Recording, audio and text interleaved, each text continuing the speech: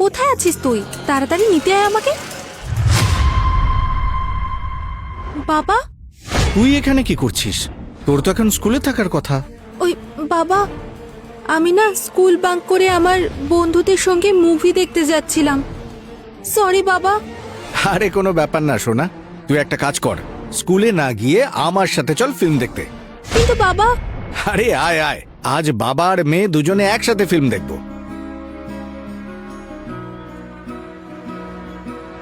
এই টিকিটের টাকা হবে তো তোর কাছে?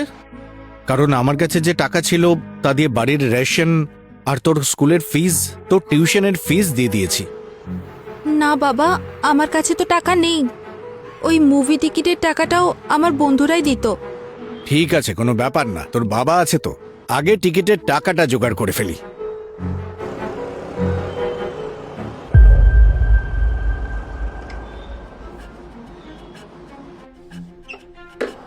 স্যার, আপনার গাড়িটা পরিষ্কার করে দেবো?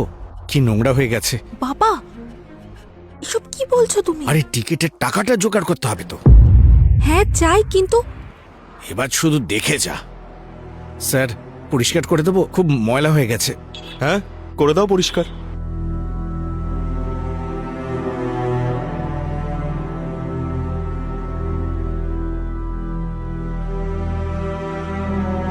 ধন্যবাদ স্যার। আয় বস।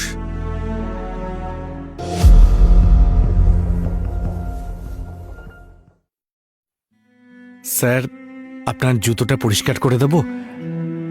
হ্যাঁ, নোংরা তো হয়েছে। আচ্ছা, করে দাও। আচ্ছা।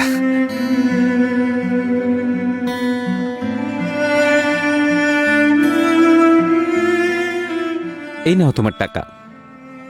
ধন্যবাদ স্যার, ধন্যবাদ।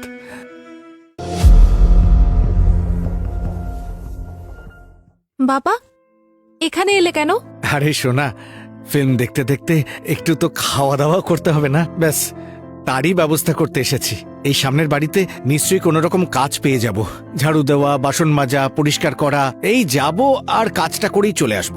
কিছু তো টাকা পেয়ে যাব, তাই দিয়ে তোর পপকর্ন আর পিৎজার টাকা হয়ে যাবে। ব্যাস বাবা, আমি কোনো মুভি দেখতে চাই না। কেন, কি হলো? বাবা, এসব তুমি কি করছো? শোনা রে, লেখাপড়া তো করিনি যে কোনো ভালো কাজ পাবো। পেটে যেটুকু বিদ্যে ছিল তাই দিয়ে একটা কোম্পানিতে পিয়নের কাজ পেয়েছিলাম, আর ওখানেও তো এই জাতীয় কাজই করি আমি। কখনো সাহেবের জুতো পরিষ্কার করে দিই, কখনো গাড়ি পরিষ্কার করে দিই, ওনার পার্সোনাল বাথরুম পরিষ্কার করে দিই। আর এইসব কাজ করেই তো আমি তোকে পড়াশোনা করাচ্ছি মা, যাতে তোকে ছোটখাটো কোনো কাজ করতে না হয়। আর তুই এইসব করছিস?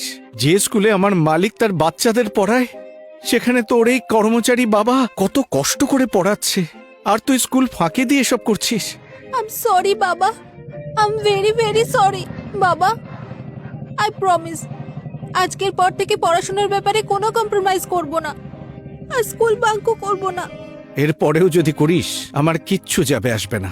আমি তো এই বয়সটা পেরিয়ে এসেছি।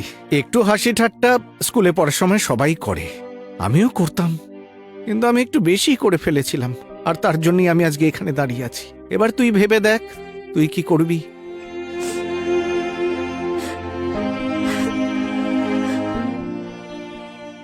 বন্ধুরা, বাবা মা নিজের সন্তানের ভবিষ্যৎ ভালো করার জন্য অনেক পরিশ্রম করেন, তাই ওদের পরিশ্রমের মর্যাদা দেওয়া উচিত আমাদের।